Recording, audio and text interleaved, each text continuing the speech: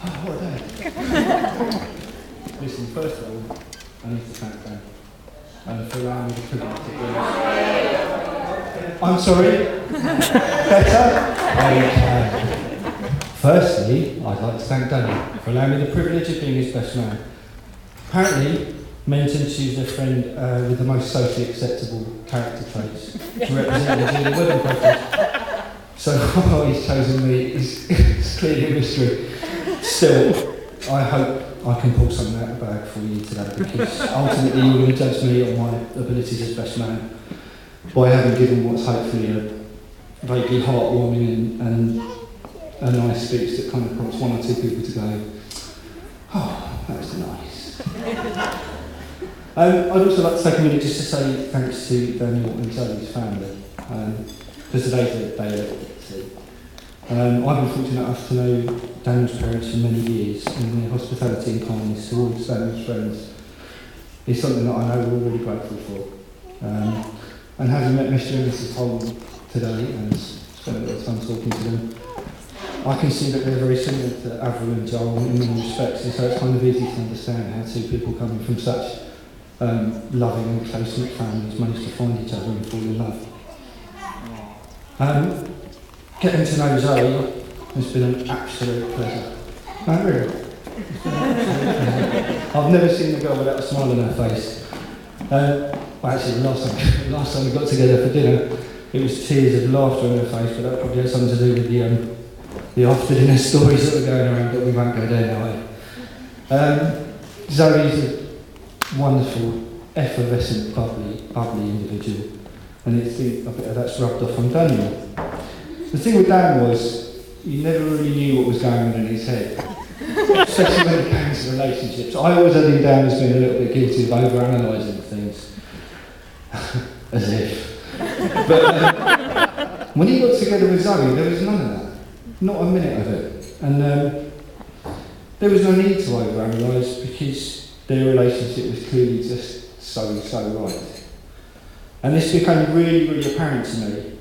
I think Dan popped round to our place, to mine and Joe's place, fairly early on. I think after the third or fourth date he'd been out sampling some of Vinopolis's finer wines or something like that, I think. And he had a bit of an unfamiliar look about him. He was a bit sort of far away, a little bit sort of whimsical. And as the evening progressed and we got round to me asking the inevitable questions, how are you getting on with Zoe, how's life with your new boat? And he looked at me and he said something that, I tell you, this will always stay with me for the rest of my days. And what he said was this. He said, I tell you what, mate, if we carry on like this, you might just find yourself making a speech for us one of these days. And I tell you, that statement, and I think when it was made, is a true testament to how perfectly matched these two are, and why we're all here today celebrating their marriage. If I was to say that Dan was a changed man because of Zoe, that's not necessarily the truth. But what he seems now is whole. He seems complete. He seems as if all the parts are fitted together. And I think any single man should hope to be as lucky as Daniel and find a woman as kind and beautiful as Zoe to spend the rest of their lives with. And don't you ever forget how lucky you are to have found the woman of your dreams. And that she's someone that everyone close to you, your friends, your family, have all fallen in love with, right along with you. And you, I reckon you're pretty lucky as well to have met Daniel. I mean, what the man lacks in height and patience behind the wheel,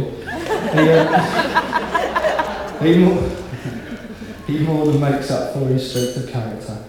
He's a man of unwavering principle, superior intellect, and he's got absolutely stone-cold joke-telling talent. He's a great man, and he's an even greater friend. And I, for one, couldn't be any happier that he and Zoe have found each other and are going to spend the rest of their lives together.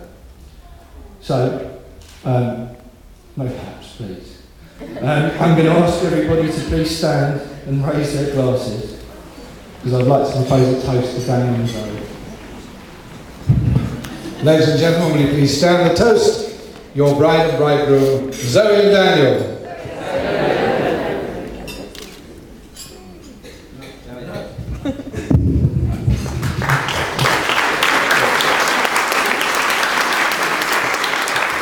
Note that one more thing. Today's the greatest day of your life so far, but this is to all of your tomorrows being even greater. I love you guys. And ladies and gentlemen, you're appreciating the best man, Mr. Julian.